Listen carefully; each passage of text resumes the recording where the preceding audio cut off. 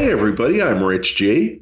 And I'm BJ Flagg, and this is episode 323, The Anatomy of a Great Staff Meeting.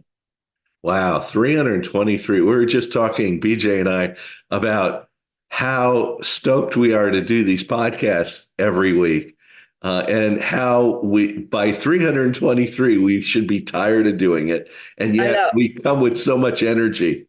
I know. And Rich and I are morning people. So at about 5:30, I get a text and he says, "What's the title? What's a title?" And I shoot him over three titles right away. And he's like, "Great, we'll do this one." Boom.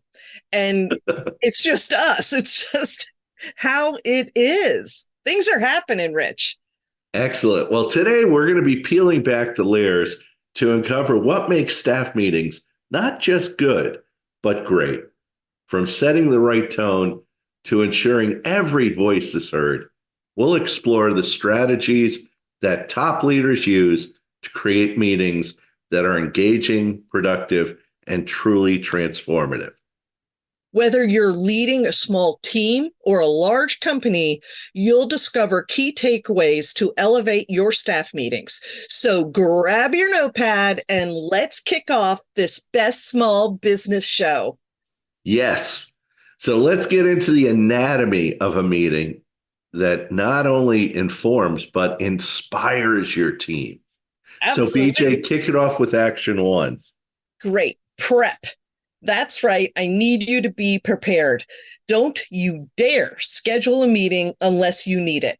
Knowing you will have a number of topics and a full agenda, that is what's warranted for your meeting. You've got to have that together. Also, be convenient. There's many modern ways to find out how to schedule a meeting. We happen to use Calendly, and it's a great thing to use. People enter the best times, and you have a meeting that everyone is happy with. Consensus building from the get-go. Yeah, prep is so important. I always say, like BJ, I agree. Don't schedule a meeting if you don't need it.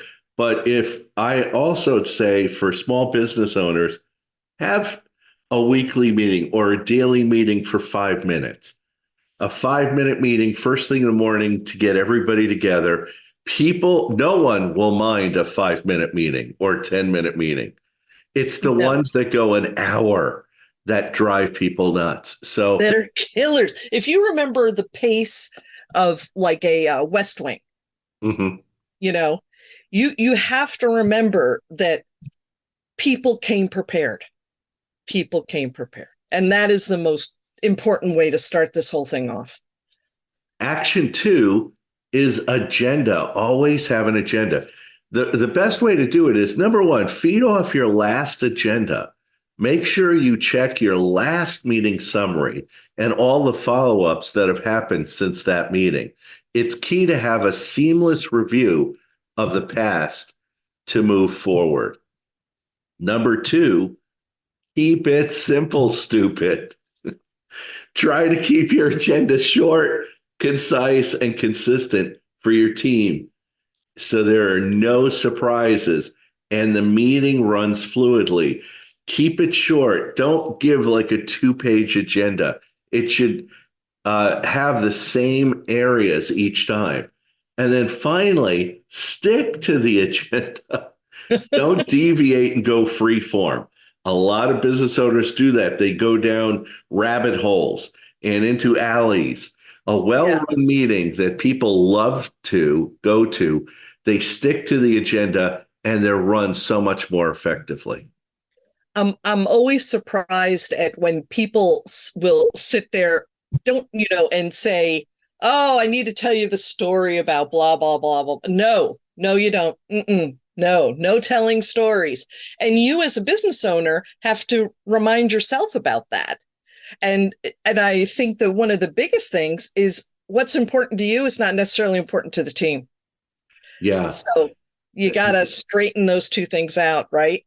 Yeah. And maybe in your agenda, you have time for them to give you either feedback or any kind of their topics that they're interested, or going around the room and saying, Steve, what are you working on? Mary, what are you working on? So, Yeah, yeah.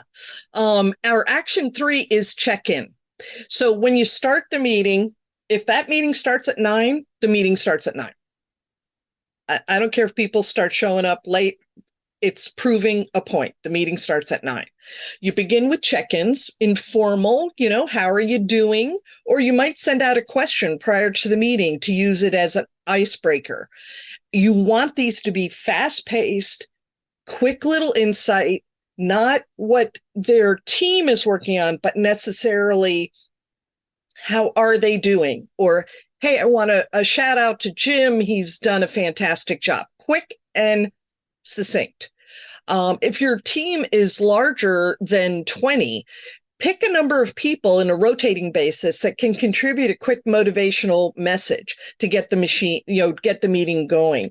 If they're a pro, they've been with a company for a while, they'll get it.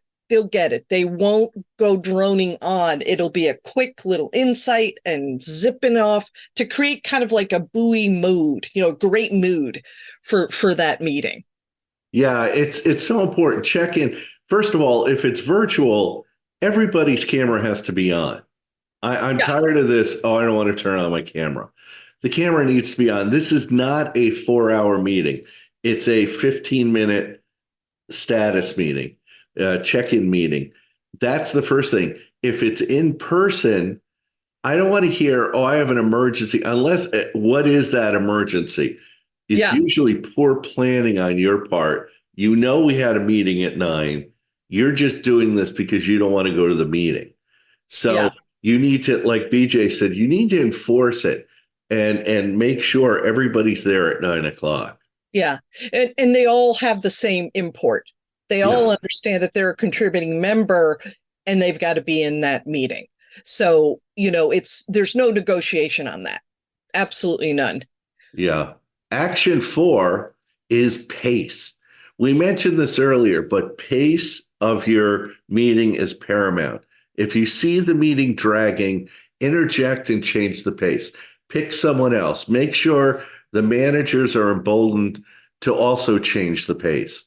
The need to keep going way out outweighs a person just going on just to hear them speak. That's where I talk about you need to have parking lots going. Mary, that's a great topic. We're going to put that in the parking lot right now, but let's get back to the agenda. Don't Right. discourage deep dives. If someone is about to do a deep dive into a topic, cut it off and say, great offline discussion. Who do you need to work on that? Remember, if not all need to be part of the conversation, just mention it and give people you need to connect with and pass the meeting back to the manager. And then finally, you're always going to have new people to the meeting. So give them time to follow the meeting for a bit before they present or contribute. Have a mentor describe the process, the agenda, the pace, and the takeaways so they're prepared to listen and absorb. This is, I remember when BJ, you and I were in BNI, they Yeah. always had mentors that showed you how the meeting worked and when to talk and when to do things. It was Yeah. really powerful. And you're setting that person up for success. That's the Yes, biggest thing. And being a great competitor. Don't focus on the negatives, oh, don't do this, don't do that. No, positives, do this, do that, do this. And make them a really good contributor. You're making it easy for them to get into the corporate culture. For sure. absolutely. It's going back to BNI. I remember I tell any client that is small business, I usually say, try BNI, but make your commercial 30 to 45 seconds, whatever they have. And Yeah.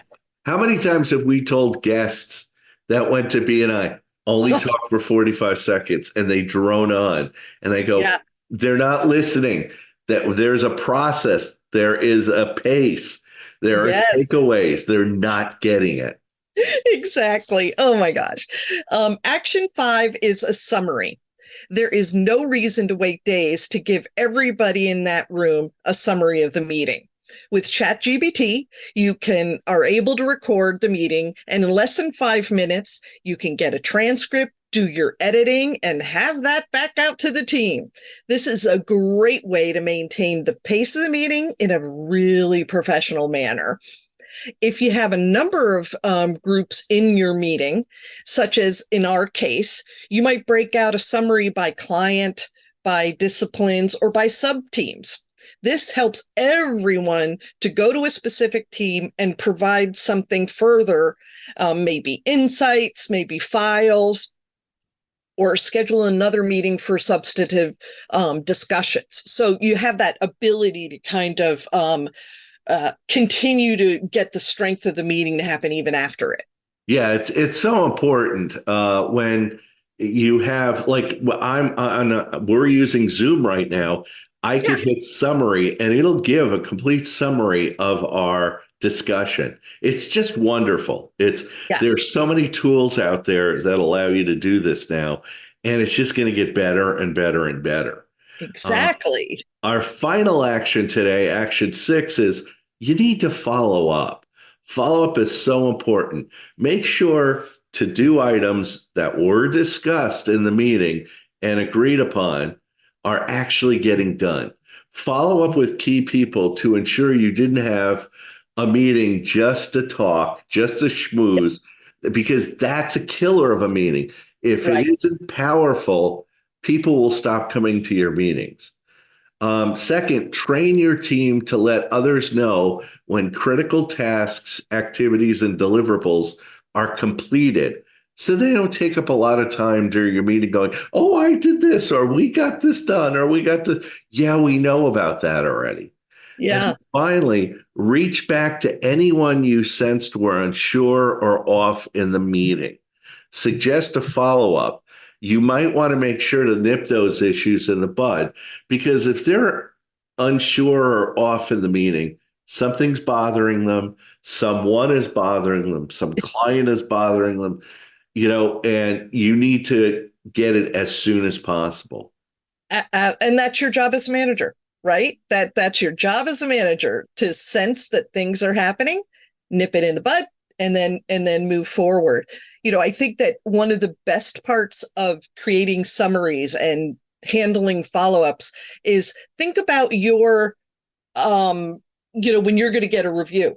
Yeah. You can go back to all those summaries and say, I did this, I did this, I did this, I did this. So be smart, write enough things in there, because that will help you in the long run for sure. So give us our resource. Well, our book today is called Death by Meeting, a leadership fable about solving the most painful problem in business. And it's by Patrick Lencioni. This book provides a unique and engaging approach to improving meeting effectiveness, especially in the context of business challenges. It's highly rated and often cited for its practical insights and narrative style that makes complex concepts easily understandable. And here is the best part. The book revolves around a story of a fictional company facing typical business challenges. It's so good. The central theme is how the company's ineffective meetings are a significant source of frustration and inefficiency. And he uses this narrative to illustrate how poorly conducted meetings can be detrimental to the business health. Hence the dramatic title, Death by Meeting. Yeah. However, this book doesn't just diagnose the problem. It offers solutions. Yeah. He provides practical strategies to revitalize your meetings and make them more engaging and productive. There's a lot of great stuff in this book. Oh, yeah. Oh, yeah. And I think for small business owners and team leaders, this book is just what you need to kind of, pinpoint something that you've really been gnawing at, so it's really good. So thank you for tuning in to the Best Small Business Show. If this episode has been valuable to you, and we know it has, subscribe and share it with other budding entrepreneurs who could benefit. And that's it for this week. You can reach out to me at newrenew.com and reach out to Rich at richg.com. Thanks to our editor and producer, Richard Scalzo. Have an unbelievable week and catch you later.